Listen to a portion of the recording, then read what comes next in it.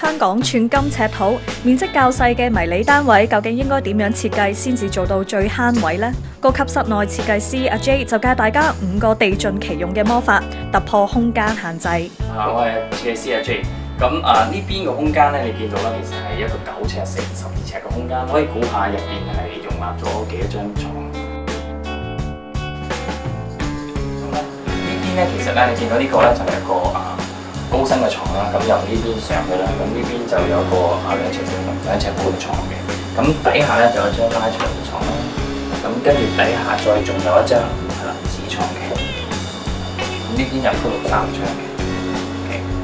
咁跟住啦，呢邊咧就係一個收納嘅反床啦。咁呢度有一張。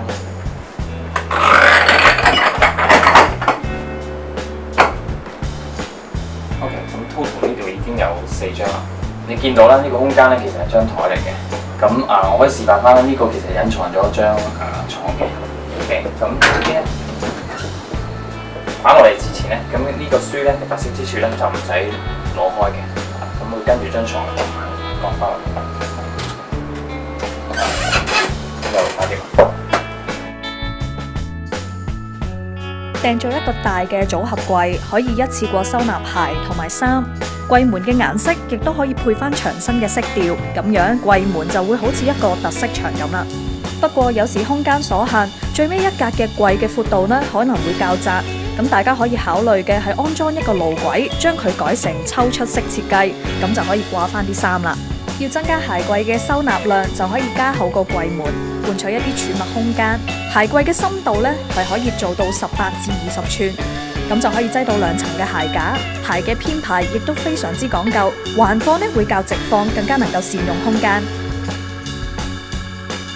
呢一張呢就唔係普通嘅茶几。只要將個桌面升高，然後擺喺側邊咧，就可以變成一張凳，一物二用，幾開心！最後一招咧，就係將原本橫放嘅餐台直接掛上牆，台底咧就可以掛海報或者畫咁，增加藝術感。